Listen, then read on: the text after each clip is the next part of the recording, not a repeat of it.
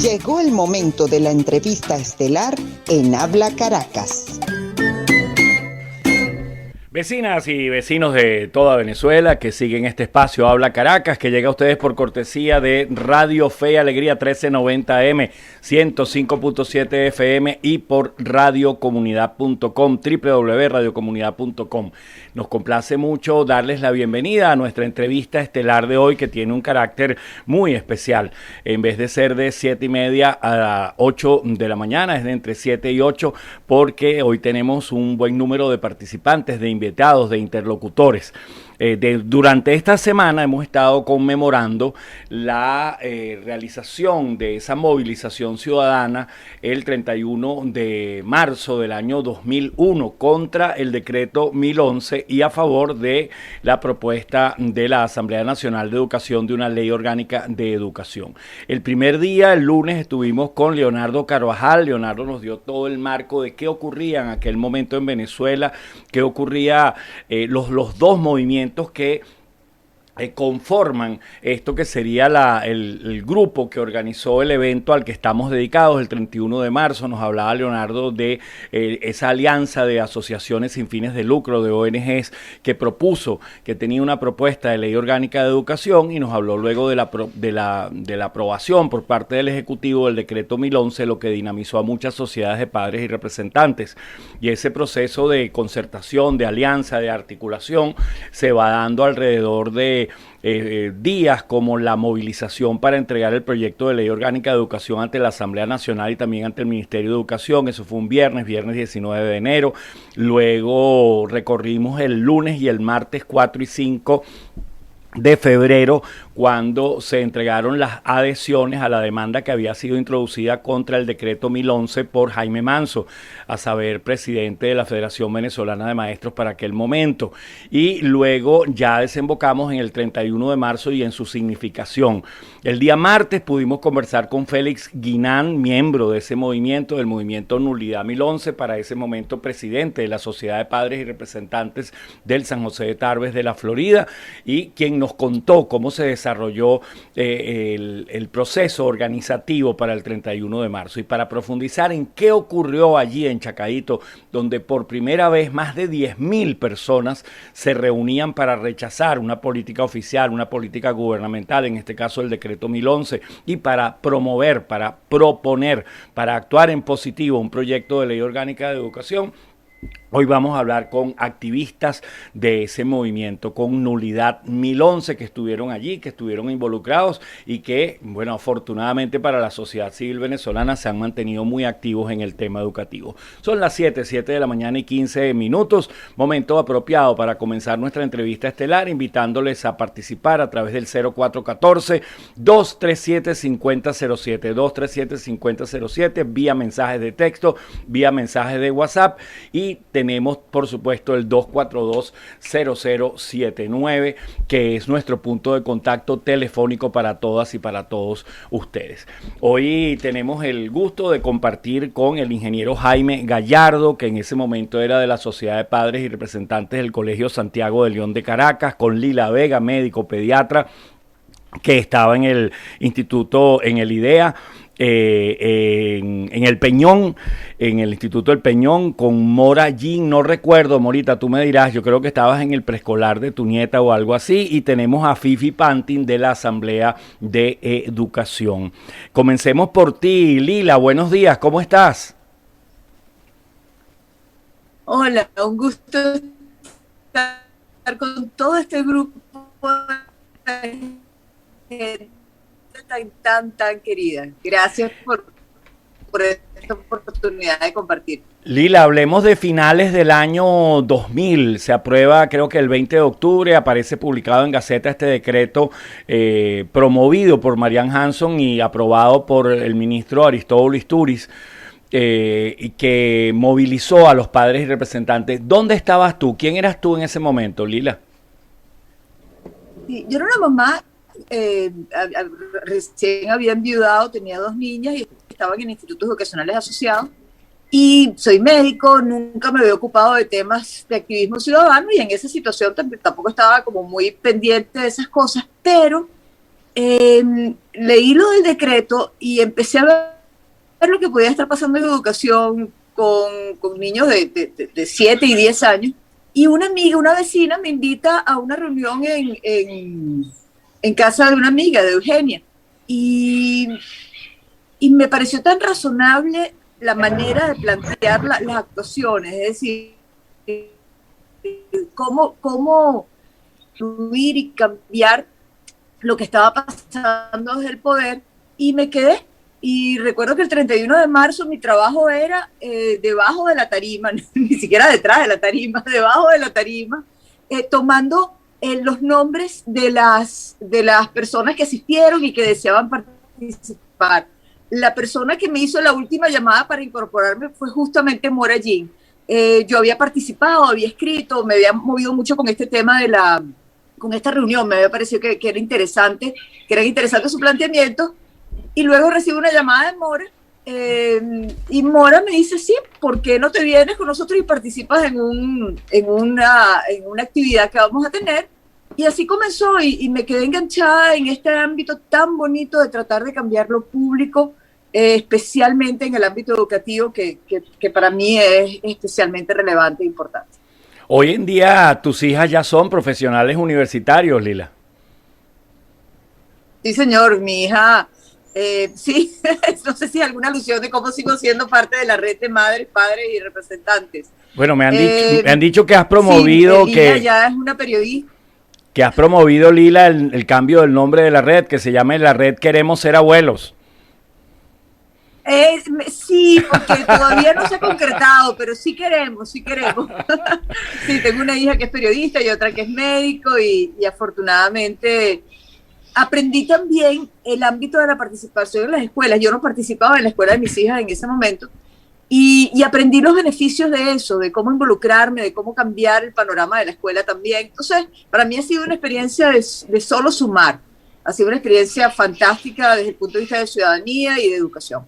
Tú mencionabas justamente a Mora Jean como convocante, como invitante para este evento. Mora, muy buenos días. ¿Quién era Mora Jean a finales del año 2000? ¿Cómo te involucras y cuál fue tu experiencia el 31 de marzo?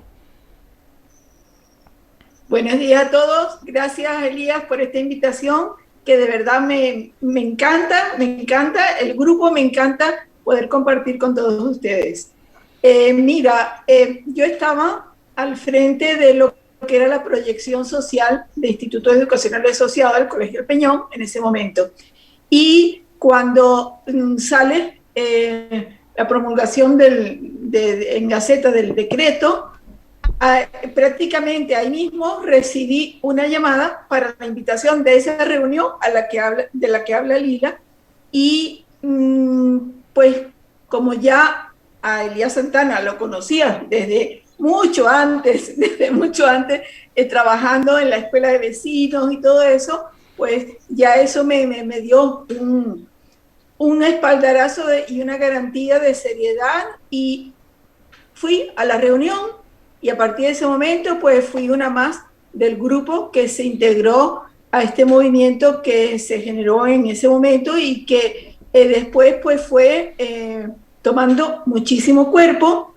Fuimos, así como habla Lila, fuimos consiguiendo personas que fueron muy valiosas en el hacer diario de Nulidad 1011, y con mucho trabajo, con mucha responsabilidad de todo un grupo, de un equipo fantástico que se organizó, pues fuimos pudiendo hacer cosas que empezaban enseguida como a ver unos resultados que nos entusiasmaban, porque veíamos que sí, que la gente realmente se hacían eco de lo que nosotros estábamos en ese momento planteando y de lo que divulgábamos, porque realmente nos convertimos en guías divulgativos de todo lo que veíamos que se nos venía encima como problemas en la educación de nuestros hijos.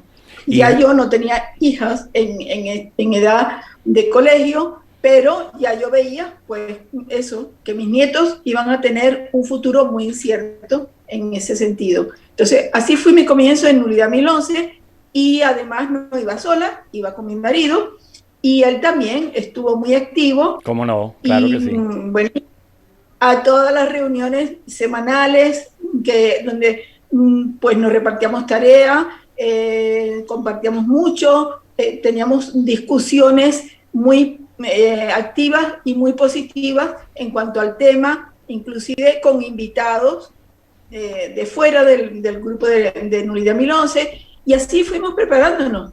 Y así empezaron los foros en los colegios, que fueron, yo creo, una parte muy importante de nuestro quehacer en ese momento. Gracias, Morita, gracias por introducir tu participación en la reunión de hoy, y no hubiera sido posible ese éxito del día 31 de marzo, ese sábado 31 de marzo, si esto no hubiese sido la confluencia entre diferentes esfuerzos organizativos, agrupaciones, líderes, voceros, y allí jugó un papel sumamente importante la Asociación Civil Asamblea de Educación. Fifi Pantin, buenos días, ¿cómo estás? ¿Quién era Fifi en diciembre del año 2020? 2020 no, 2000. Perdón, 2000. Sí, Fifi, adelante. Tienes que activar el micrófono, Fifi. Atención, activar el micrófono. Tú creo que lo puedes activar desde aquí. Yo Rafael. era presidenta sí. de la Sociedad de Padres del Colegio de mis hijas, y empezó a correr que el decreto 1011 era adoctrinamiento de los niños, que había que hacer unas firmas, recoger unas firmas. Entonces, bueno, con la dirección del colegio le dije, mira, nosotros aquí no vamos a recoger ninguna firma hasta que nosotros no tengamos información precisa de realmente qué es lo que ella. Yo había leído del convenio que se estaba firmando con un convenio de integración de cooperación con Cuba, Venezuela. Había leído algunas cosas, pero no había realmente detallado.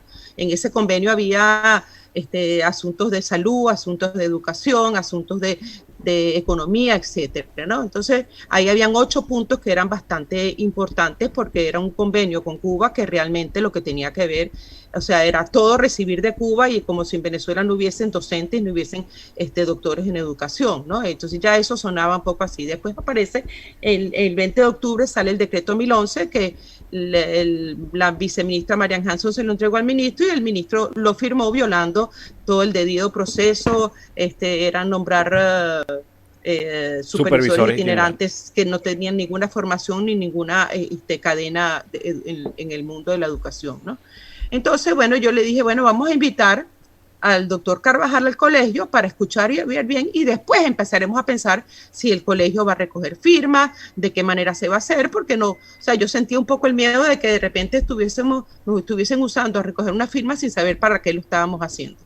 Entonces lo conseguí, lo llamé, lo invité, recién yo, presidente de la Sociedad de Padres. Entonces le dije, bueno, como no, que me encantaría que viniera. Hicimos la cita. Ese día en la mañana empezaron a llamarme de todos los periódicos de que íbamos a hacer, de que se iba a hablar, de que ellos querían asistir a la reunión y tal. Por supuesto, en el colegio se levantó las alertas. No, periodistas dentro del colegio no, esto es un espacio que hay que respetar y tal, y así lo volví a llamar. El doctor Carvajal, yo le agradezco a usted que si va a atender prensa, lo haga en la acera del colegio, pero prensa dentro del colegio, que yo me imagino que algunos deben haber entrado y no los conocíamos. Resulta que el colegio se desbordó, hubo que abrir las puertas del salón de actos, la gente sentada en el piso, en los pasillos. Entonces, realmente ahí fue donde nos informaron, porque la gente hablaba de que el decreto 1011 era doctrinal. El decreto 1011 lo que tenía que ver era con los supervisores itinerantes y un ataque absolutamente ilegal a los directores del colegio, que los podían sustituir de inmediato y nombrarle otro, tanto en colegios oficiales como en colegios privados. Y mira, y así yo creo que teníamos, no sé si ustedes se acuerdan, que en ese momento había el artículo 62 de la Constitución que decía que nosotros vivíamos una democracia participativa y protagónica, y yo creo que eso despertó mucho, y yo creo que una de las cosas más importantes que pasó ahí es que ahí se despertó la sociedad civil. Empezamos por los padres, que teníamos que ver directamente con la educación de los hijos, pero de ahí más nunca la gente dejó de estar enterado, dejó de tratar de participar y de escuchar y leer, informarse qué es lo que estaba sucediendo en el país, en principio en el tema educativo, y después, porque fuimos los primeros que salimos a la calle, fue por los padres y representantes, por este convenio y eso, y a promover una ley de educación que se estaba trabajando desde septiembre a diciembre con un grupo de 7 organizaciones de la sociedad civil y colegios de licenciados, el colegio de maestros, eso, y entonces bueno, de ahí adelante, aquí tenemos 20 años tratando de estar pendientes de lo que sucede en el país. Fíjate, Fifi, Lila, cómo las vidas de todos nosotros cambiaron a raíz de conocernos en ese universo de personas preocupadas y ocupadas por esos temas, el convenio educativo con Cuba, la propuesta de ley orgánica de educación, el decreto 1011, la actitud del ministerio, y cómo luego nuestras existencias nunca fueron iguales, ¿no? Fifi, tú te incorporas a la Asamblea de Educación, tienes una cantidad de experiencias en la sociedad civil. Lila, hoy por hoy eres la coordinadora, has sido una mujer de una tenacidad admirable al frente de la red de madres, padres y representantes, y estoy seguro que la existencia, la lectura de medios, el capital relacional de alguien como Mora Jean cambió radicalmente luego de una experiencia como esta, ¿no? Y justamente vamos a ver este fenómeno del 31 de marzo desde la mirada masculina, de la mirada de un ingeniero, de un presidente de Sociedad de Padres y Representantes. Les presento a Jaime Gallardo. Jaime, muy buenos días. Hola, Elías. Hola, Jaime, compañeros de Travesía. cuéntanos igual tu testimonio, tu experiencia. ¿Quién eras tú a finales del año 2000? No me acuerdo. Pasaba mucho tiempo. Bueno, yo ha pasado mucho tiempo y yo, bueno, era un papá, como todos los que la mayoría de los que estábamos en ese momento, despertándonos a la participación ciudadana, cero activismo político, más bien veía con cierta grima el tema de los partidos políticos. Bueno, creo que no era gratis, ¿no? Y bueno, comenzamos a leer, sí, lector de los periódicos, activado con las noticias, empecé a escuchar todo lo que estaba pasando, los runrunes de lo que estaba pasando, las noticias de esos primeros días del año, ya ni me acuerdo qué año era, en 2001. Y bueno, empezamos en el Colegio Santiago de Caracas, también comenzó una preocupación por el tema, ¿no? Cuando nos podíamos quedar después de dejar a los niños en el colegio, que nos quedábamos muchos papás tomando café, haciendo un poquito de vida social antes de ir a la oficina. Y se organizó un evento allá en el colegio. María Luisa Pombo, que era la presidenta de la Sociedad de Padres, creo que era amiga de Fifi, se organizó un evento allá en el que participó, y bueno, Leonardo Carvajal, por supuesto, que era en ese momento el que tenía el mayor conocimiento y el de la propuesta de la ley de educación, Chugo Torrealba, un señor de un partido, un señor que era del PSV, que hoy en día no sé de qué partido es, un diputado. Y el evento tuvo muy buena acogida en el colegio. Ahí hubo como 200, 300 personas un día sábado, desde las 8:30 de la mañana como hasta la 1, mesas de trabajo, propuestas. Empezaron lo mismo que pasó en el colegio de Fifi, para saber de qué se trataba todo esto, escuchando la versión oficial en la voz de este señor diputado, y las propuestas vamos a llamarla, de ese sector de la sociedad civil que estaba en ese momento.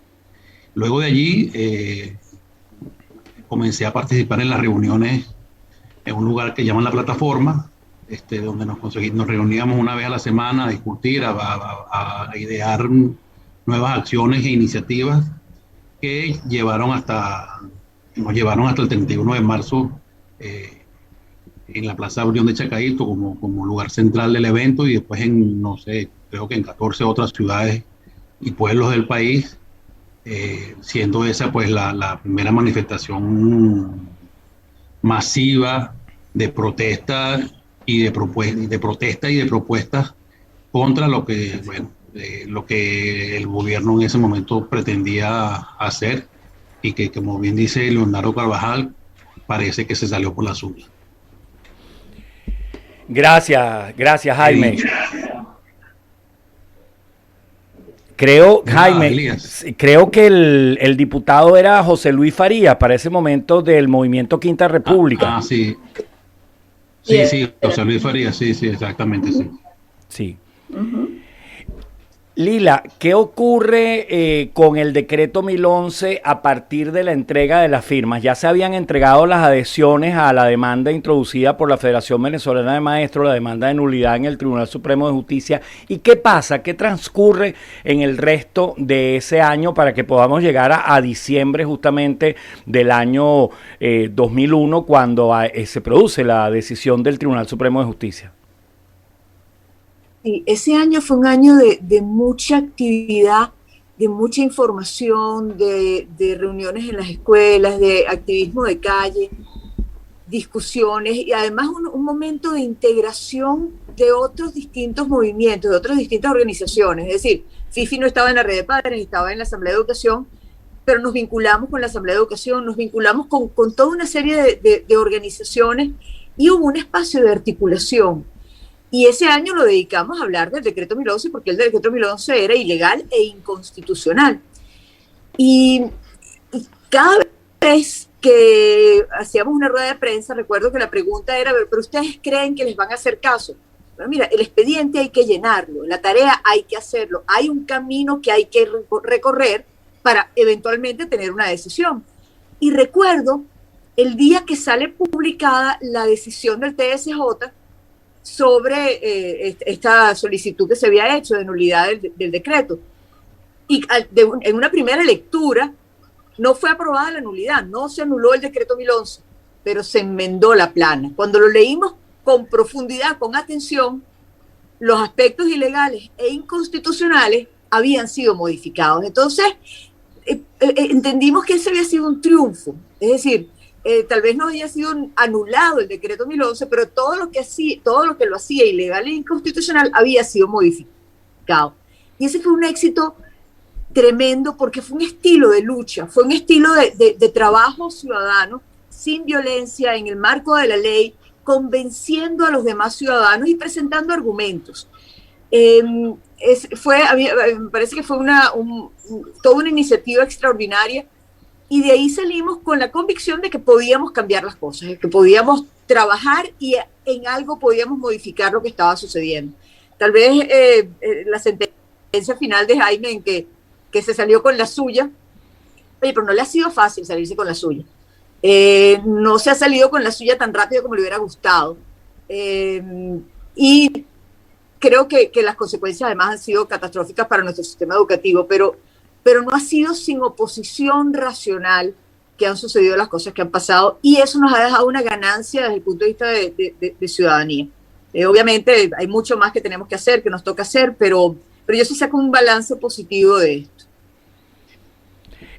Fifi, luego de la actividad del 31 de marzo, o sea, hay un antes y un después para la historia de la sociedad civil, hay un antes y un después para las sociedades de padres y representantes. Yo diría que también para la educación católica en Venezuela hay un antes y un después, porque ese evento en el que hubo al menos un 35-40% de los voceros fueron o padres y representantes de planteles educativos de orientación católica o los propios voceros como Miquel de Viana o el propio padre Ugalde, propios voceros pues eclesiásticos, eclesiales. Ya estaba introducido el proyecto de ley orgánica de educación. ¿Qué pasó con esa propuesta? ¿Qué devenir ocurrió después? Fíjate que uno de los que firman ese proyecto de ley orgánica de educación es la Asociación Venezolana de Educación Católica, la BEC. Sí. Era parte de las 7 organizaciones.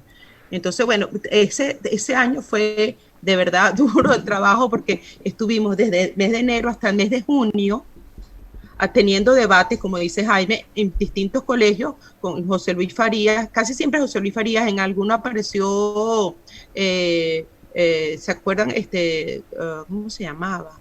Que empezó a decir que ellos iban a hacer una ley porque se dieron cuenta de que realmente ya nosotros teníamos un proyecto de la oposición, o sea, la oposición no, la gente que creía y creemos en una educación democrática, libre y de calidad, ¿no? Entonces, Carlos Lanz, ¿se acuerdan? No sé si se acuerdan que claro que estaba sí. También ahí.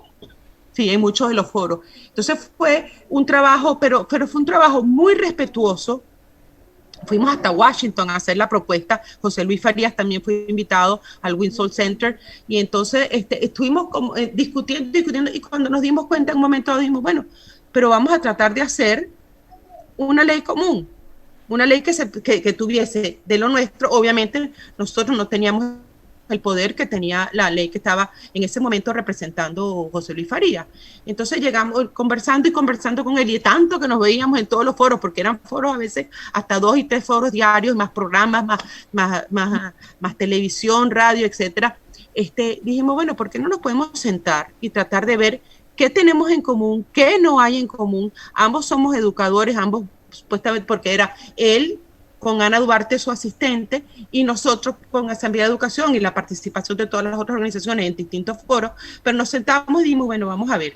Obviamente sabíamos que había mucho más poder por parte del Ministerio de Educación que por nosotros, y hubo un porcentaje mayor de los artículos que ellos proponían que los nuestros, pero llegamos a un proyecto común. Ese proyecto común en julio compaginamos las 2 leyes, entonces empezamos otra vez, y no sé si se acuerdan, en noviembre de 2001 hubo una marcha muy grande, como calculaban que como 15,000 personas, en apoyo a esta ley que se había hecho compaginando a ambos lados, ¿no?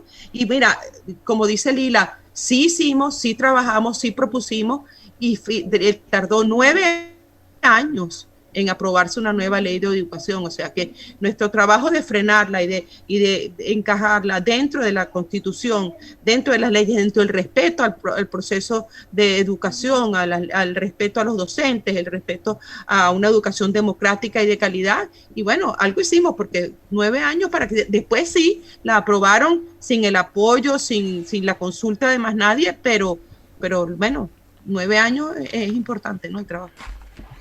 Son las 7 de la mañana, 39 minutos en el programa Habla Caracas. Ustedes están en sintonía de una edición especial de este programa de lunes a viernes para recordar los acontecimientos del 31 de marzo del año 2001.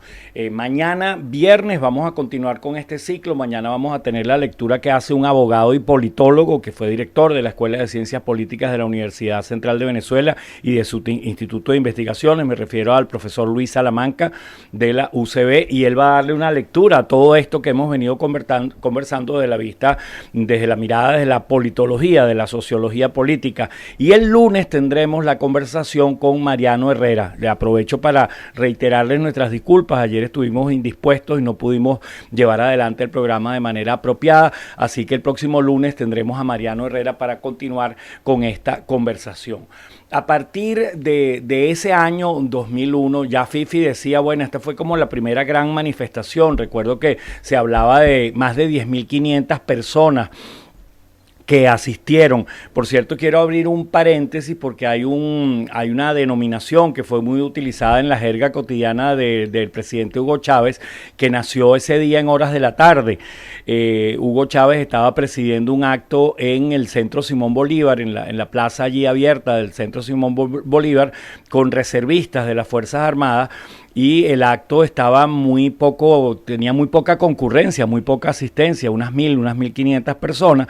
La televisión oficial fue muy cuidadosa al momento de mostrar, por supuesto, al número de asistentes, pero se conocía por los medios de comunicación que la reunión había sido prácticamente un fracaso desde el punto de vista de la asistencia. Y Hugo Chávez, con esas acciones ante los medios de comunicación, dijo que esto sí era, en la que él estaba, que esta sí era una gran manifestación, que aquí sí se veía el fervor popular, no como lo que había ocurrido en la mañana de ese día en Chacaíto, que fue una manifestación escuálida y que todos los que habían asistido eran unos escuálidos. Y allí nace ese día, el 31 de marzo del año 2001, el término que luego sería un vocablo no solamente usado por el presidente Chávez y el chavismo, sino también por los propios opositores, que en un momento dado incluso llegaban a definirse como tales, como escuálidos, aceptando la denominación que su adversario les había creado. Ahora, si bien ese día 31 de marzo es esa aparición de ese nuevo actor permaneció activo durante más de una década, quizás hasta un tiempo después de la resolución 058, vuelve a aparecer la figura de Marianne Hanson, esta vez ya como ministra de Educación, y es la promotora del marco jurídico que ha permitido la intervención y la prácticamente desaparición del movimiento de padres y representantes en las escuelas. ¿Cómo ven esto? ¿Cómo ves, Lila? Tú estuviste muy activa en contra de ese decreto 058. Si quieres, comenzamos con tu opinión.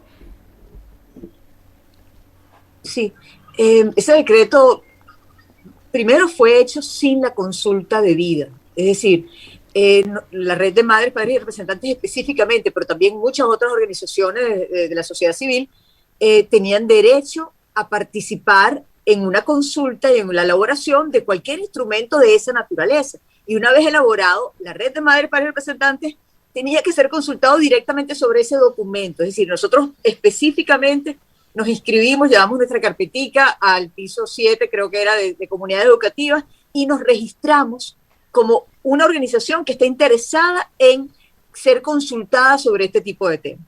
La resolución 58 fue emitida sin ningún tipo de consulta, una resolución que estaba centrada en la participación ciudadana dentro de las escuelas, no fue consultada con los ciudadanos. Por supuesto que la protestamos, además era engorrosa, era complicada, desconocía una historia previa de participación en cada una de las comunidades educativas. Y en efecto, cuando se implementó en muchas comunidades educativas, terminó destruyéndolas por lo poco operativo que eran. Es decir, ha sido muy, muy negativa. Nosotros introdujimos un recurso en contra de esa resolución 58. Recuerdo el día que fuimos a defenderla con nuestro abogado, Pedro Rengel, doctor Pedro Rengel. Pero en cualquier caso, gracias, Pedro Rengel. Y bueno, también trabajamos mucho en las escuelas explicando esta resolución 58 y cómo posiblemente enfrentarla. Algunas escuelas decidieron tener un esquema mixto de mantener la sociedad de padres y generar esta estructura de las comunidades educativas en la versión de la resolución 58. Algunas escuelas simplemente decidieron obviarla y continuar con sus asociaciones de padres, pero la mayoría eliminó sus sociedades de padres y asumió esta estructura complicada que mermó mucho la participación de madres y padres en las escuelas. Lamentamos enormemente que esto haya pasado, pero bueno, ese fue el resultado de esa iniciativa, pero nos dio la oportunidad nuevamente de conectarnos con las escuelas y hablar sobre la importancia de la participación ciudadana y la organización de los padres en las escuelas. Escuchamos al fondo que la representación de ASO Guacharaca pide la palabra en este programa especial, Lila. Te la tengo. Ellas tienen su sede por aquí cerca.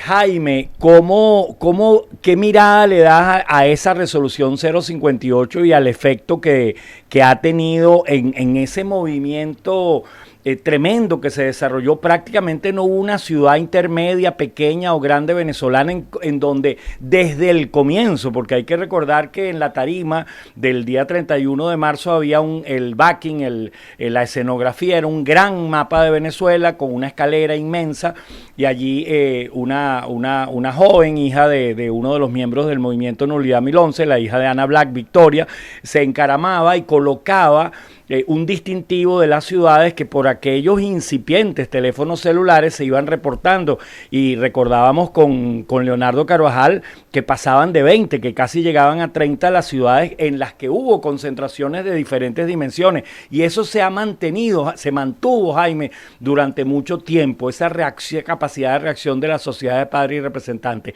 ¿Cómo está hoy ese movimiento, Jaime?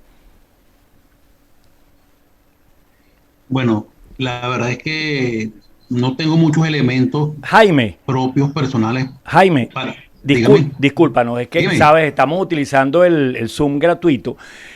Vamos a hacer una breve pausa para que ustedes se puedan reconectar. Ya vamos a crear de inmediato. Es en la misma cuenta, se reconectan, simplemente nos vamos a desconectar, identificamos la emisora y regresamos con Jaime Gallardo. Tu voz en la radio. Emprendimiento, activismo ciudadano comunitario y la responsabilidad social de las empresas. De lunes a viernes a las 3 de la tarde. Con la periodista y locutora Nora Ángel Lizcano. Radiocomunidad.com, de la mano de la sociedad civil de nuestro país, ofrece cobertura informativa y promocional, transmisión en directo y grabación de eventos e iniciativas, además de alquiler de estudio de grabación para programas, cuñas y micros institucionales. Si deseas más información, comunícate con nosotros a través del 0212-241-8643 o contáctanos por nuestras redes sociales. Síguenos, @Radio Piso Comunidad.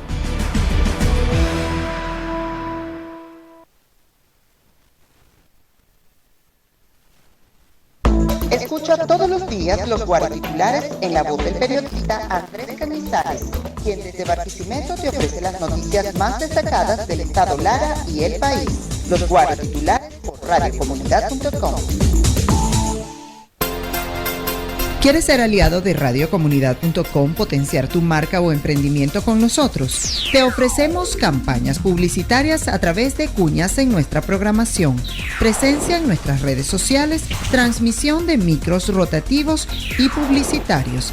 Si deseas más información o contratar nuestros servicios, comunícate con nosotros a través del 0212-241-8643 o por nuestras redes sociales y síguenos @Radio Piso Comunidad. El Centro Comunitario de Caracas te ofrece un espacio de usos múltiples en excelente ubicación. Salón Armando Jansen, con capacidad para hasta 30 personas, videobeam, pizarra acrílica, equipo de sonido y computador, micrófono omnidireccional, espacio para refrigerio, baños y nevera, y con servicio de grabación de audio y video opcional. Si deseas más información o reservar tu fecha, comunícate al 0212-242-0220 o escribe a susana.micondominio@gmail.com. Comunidad TV es una productora de videos al servicio de la sociedad civil, que te ofrece espacios y equipos especializados para producción de videos, grabación y postproducción de programas y micros para TV, grabación de eventos y producción de videos para redes sociales, portales y canales YouTube. Si deseas más información o contratar algún servicio, comunícate al 0212-242-0220.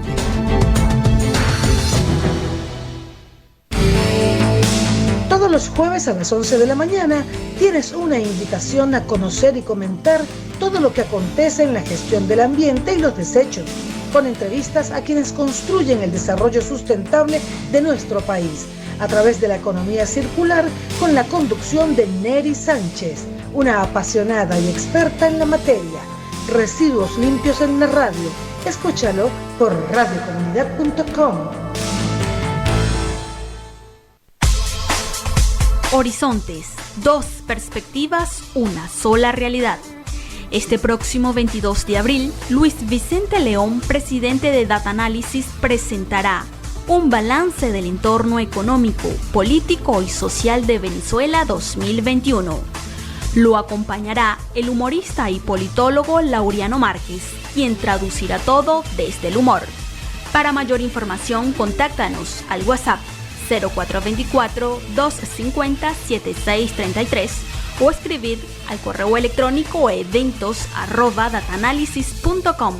Horizontes, dos perspectivas, una sola realidad.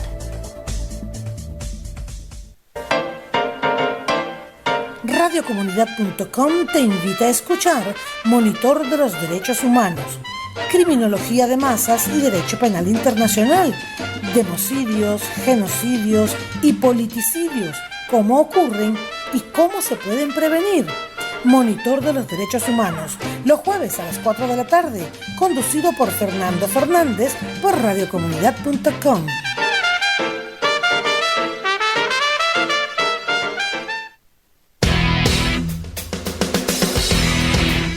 En Empresas con B de Bienestar, creemos en el futuro de Venezuela y en el papel protagónico y la responsabilidad que tienen las empresas en nuestro porvenir. Empresas con B de Bienestar se conecta con la posibilidad y oportunidad de crear futuro desde la empresa. Todos los viernes a las 8 de la noche con Jorge Alvarado por radiocomunidad.com.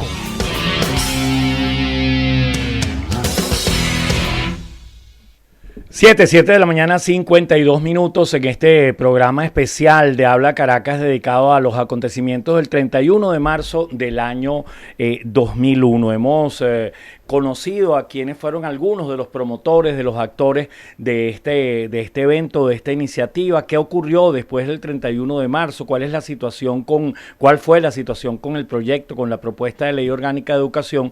Y ahora, a partir de la resolución 058, ¿cuál es la situación actual de la participación de padres y representantes en la educación de sus hijos en este año 2021? Ya tenemos la conexión con Fifi Pantin, también con Lila Vega, y estamos esperando se reconecten Mora Jean y Jaime Gallardo. Quiero disculpar a Janet Moreno, Ana María Hernández y Angélica González. Angélica está en este momento trasladándose de un lugar a otro, lo mismo Janet Moreno. Ana María se encuentra en otras latitudes y no le era posible participar.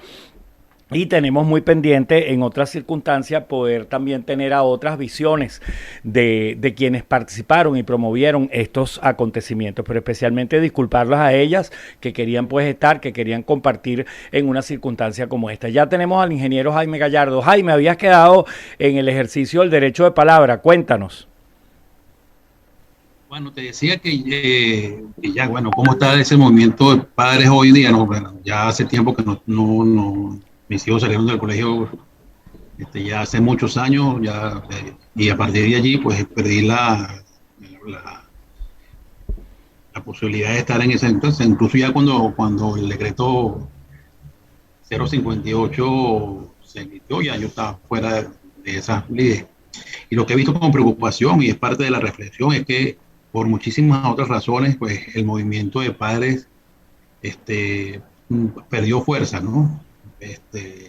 Aquellos grandes momentos de esos primeros años, 2001 hasta el 2005 aproximadamente, por muchas razones, pues no por el desinterés de los padres, pero por muchas razones, yo digo que incluso hiperpolitizadas, hemos perdido fuerza y bueno, eso pues, trae consecuencias, ¿no? Bueno, pero aquí seguimos pues ayudando en lo que se pueda y tratando de que nuevas personas se incorporen en estas luchas, que bueno, que además entonces si la sumamos la pandemia, bueno, ¿qué te puedo decir? Gracias, Jaime. Fifi, tú que continúas siendo una mujer activa en la sociedad civil venezolana en diferentes de sus expresiones, ¿cómo ves la situación de la participación de padres y representantes, no solamente en la educación privada, sino también en la educación oficial en la Venezuela del año 2021? Mira, Elías, el problema es, hablando de la 058, fue una cosa terrible, una cosa que no tenía ni pie ni cabeza, iba en contra de todo lo que era práctica, de lo que era la historia de los padres y representantes en las instituciones educativas. Pero lo más grave era el término de amenaza que había. Entonces muchos directores inclusive nos llamaban a preguntarnos ¿y qué hacemos? Muchos se asustaron y hicieron todo su trabajo, que era dificilísimo de montar, y otros lo que hicieron fue que mandaron al ministerio una estructura montada y continuaron con su trabajo de sociedades de padres. Después se dieron cuenta mucho tiempo después, inclusive personas afectas al gobierno que se dieron cuenta de que eso era totalmente inoperativo. Hoy por hoy, yo creo que, como dije al principio, yo creo que los padres nos volvimos ciudadanos, los padres nos volvimos responsables de todo lo que se pudiese hacer desde la sociedad civil para el beneficio del país, para tratar de hacer presión en las cosas que realmente vemos inconstitucionales y violatorias de los derechos humanos. Sí, realmente el tema de las sociedades de padres, como dice Jaime, ha ido mermando un poco, se quedó más en lo interno de las escuelas, regresaron, porque lo ves hasta en las escuelas oficiales que existen sociedades de padres, pero o quizás con otro nombre, pero sí el ciudadano, el papá que en ese momento le preocupó y se dio cuenta que era su deber levantar la mano, sigue pendiente de todo lo que esté sucediendo en el país. Son las 7 de la mañana y 57 minutos. Para cerrar este gratísimo encuentro, Lila, ¿cuál sería la agenda de un papá, de una mamá, así como Lila Vega, aquella Lila Vega del año 2000, de diciembre del 2000 o de marzo del año 2001? ¿Cuál sería la agenda hoy? Sí, yo creo que la agenda hoy es abrir las escuelas. Creo que la sociedad, que tenemos que influir, que tenemos que trabajar, que tenemos que apuntar a que las escuelas puedan abrir de manera segura en este contexto de pandemia. El daño que nuestros niños están sufriendo por las escuelas cerradas no tiene medida, pero tenemos cosas que podemos hacer para apoyar. Hay maneras de abrir las escuelas de forma segura y nuestra tarea ahora, nuestra misión, la misión de la Red de Madres, Padres y Representantes, es construir herramientas y apoyar a las escuelas para poder abrir, presionar al Ministerio de Educación para que las decisiones no sean que arropen a todas las escuelas, sino que autorizar a las escuelas a decidir, en el mejor de los casos, apoyarlos con recursos para poder hacerlo. Pero hay que ir tratando de abrir las puertas de las escuelas de manera segura, porque esto que están viviendo nuestros niños no va a tener una sencilla reparación, los va a marcar para toda su vida y va a marcar al país para toda la vida. Así que la agenda nuestra es tratar de abrir las escuelas.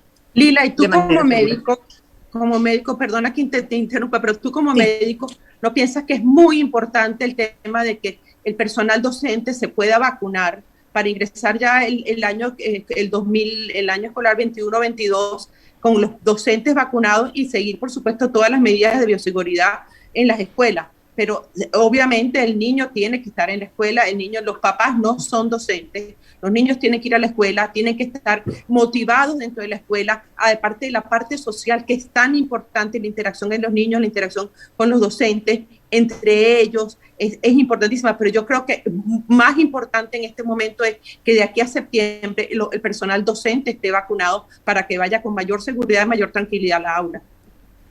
Sí, pero ningún país ha condicionado la vuelta al aula a las vacunas, porque en principio las escuelas son más seguras que el supermercado, más seguras que el cine, más seguras que cualquier otro sitio, porque son controlables, porque tienen rutinas, porque tú sabes quién estaba sentado al lado de quién cuando alguien desarrolló síntomas. Es decir, las escuelas son sitios mucho más seguros y se sabe que los niños no son los motores de la transmisión. Lo que nos pasa en Venezuela, yo no estoy diciendo que las escuelas tengan que estar abiertas a rajatabla todo el tiempo en cualquier condición, pero no pueden ser las primeras en cerrar. Deben ser tal vez las últimas en cerrar si es necesario y las primeras en abrir cuando se pueda. Las vacunas no han sido, como dije, en otros países, vacunar a los docentes no ha sido una condición para abrir las escuelas. Por supuesto que es importante vacunar a los docentes como es importante vacunar a todo el mundo. Pero si decidimos no vacunar a los docentes, o no abrir las escuelas hasta que vacunemos a los docentes, podemos quedarnos sentados y esperar. Al ritmo que vamos, pasarán 2 o 3 años antes de que una cantidad importante de personas haya estado vacunadas. Así que primero no es una condición, por supuesto que sería ideal hacerlo, pero no es una condición y tenemos que prepararnos para abrir las escuelas aún no estando vacunados ni maestros ni estudiantes. Gracias, Lila. Muchísimas gracias, Jaime, Morita, mi querida Morita, Fifi, Lila. Gracias a todos los que además estuvieron pendientes, pero no pudieron participar de este regalo de la vida que fue haber podido participar en ese 31 de marzo del año 2001. Un gusto haber compartido con ustedes este programa especial y queda ese tema que plantearon Fifi y Lila de la apertura, el regreso a clases en situación de pandemia y cuarentena queda sobre la mesa. Un buen motivo para volvernos a encontrar. Muchas gracias. Gracias. Buenos días, saludos a todos, gracias. Gracias a todos. Hasta luego, muchas gracias. Nos despedimos aquí en Habla Caracas. Sigan ustedes en sintonía de la programación de Radio Fe y Alegría y por supuesto en radiocomunidad.com, micondominio.com en la radio. Nos vamos, pero recuerda que de lunes a viernes, de 6 a 8 de la mañana,